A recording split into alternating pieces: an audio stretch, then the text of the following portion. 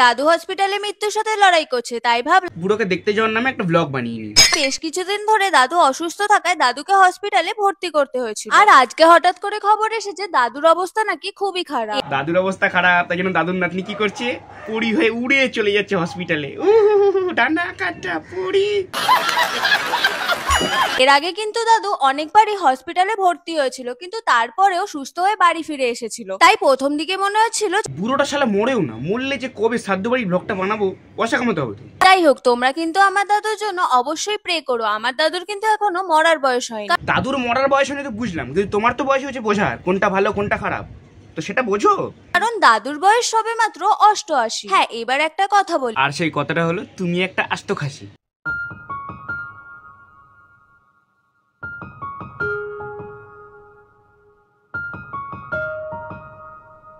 তো subscriber, I hope কি তোমরা ভালো আছো।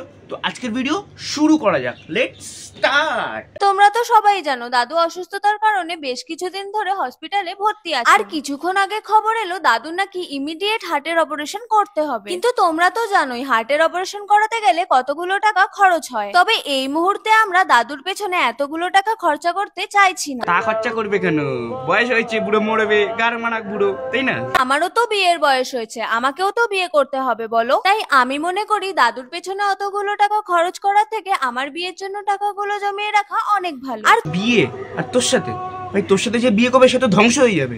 বরকে খাদে ফেলে দিয়ে মিনি ব্লগ বানাবি, এই দেখো গাইস আমার মালটা পড়ে গেছে, ওকে আর তুলবো না, ওখানেই ফেলে দেবো, নতুন এটার সাথে পালিয়ে যাবো।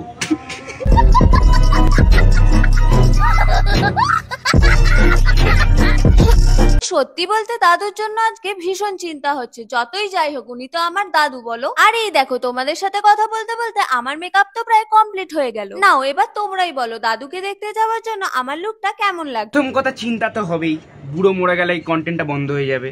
আর দ্বিতীয় কথা, এইভাবে গুলি করে কি ডাক্তারকে পড়াতে যাচ্ছ বোন বা দিদি?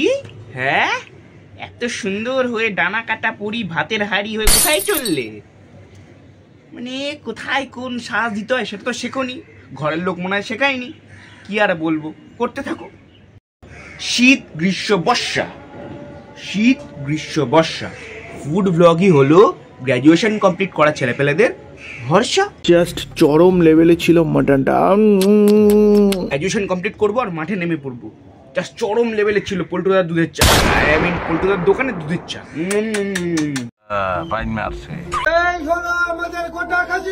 কিছু মনে করো না কাকা, একটা কথা বলছি, নোংরা হয়ে যাবে তাও বলছি। খাসিটা বেঁচে থাকলে না তোমার ওইটা ধরে ঝোলাতো আজকে। এই দেখো মালিকের ওইটা। বলেন কি, আই লাভ ইউ এসে গেছে। এই হচ্ছে শালা বড় ছোট লোক, শুনে বলছে কাস্টমার ডাকছে না কুত্তা ডাকছে। I love you.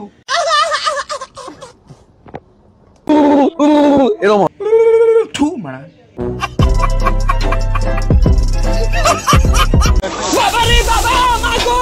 একটা প্রবাদ আছে না, ভেড়া পিটিয়ে ঘোড়া করা যায় না, তেমনি পরোটা পিটিয়ে ভাইরাল করা যায় না বা ভাইরাল হওয়া যায় না। এটা সম্পূর্ণ ভুল কথা।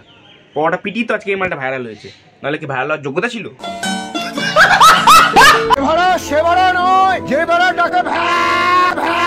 হ্যালো, বন দপ্তর থেকে বলছেন একটা পাগলা চোদা মানুষ রূপী ভেড়া ধরেছি, দৌড়ে এসে নিজেন বাবা ক্যামেরার সামনে এবার ডিজিটাল ভেড়ায়, আবার ক্যামেরার সামনে আওয়াজ দিচ্ছে।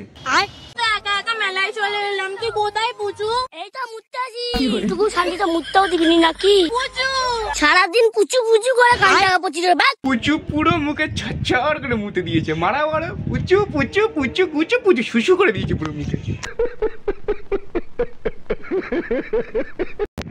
তো সাবস্ক্রাইবার, ভিডিওটা যদি ভালো লাগে লাইক শেয়ার কমেন্ট করে দাও। আর এই চ্যানেলে যদি নতুন হও চ্যানেলটাকে সাবস্ক্রাইব করে দাও। আজকের মতো আসি, কারণ এখন পড়তে যেতে হবে। টাটা।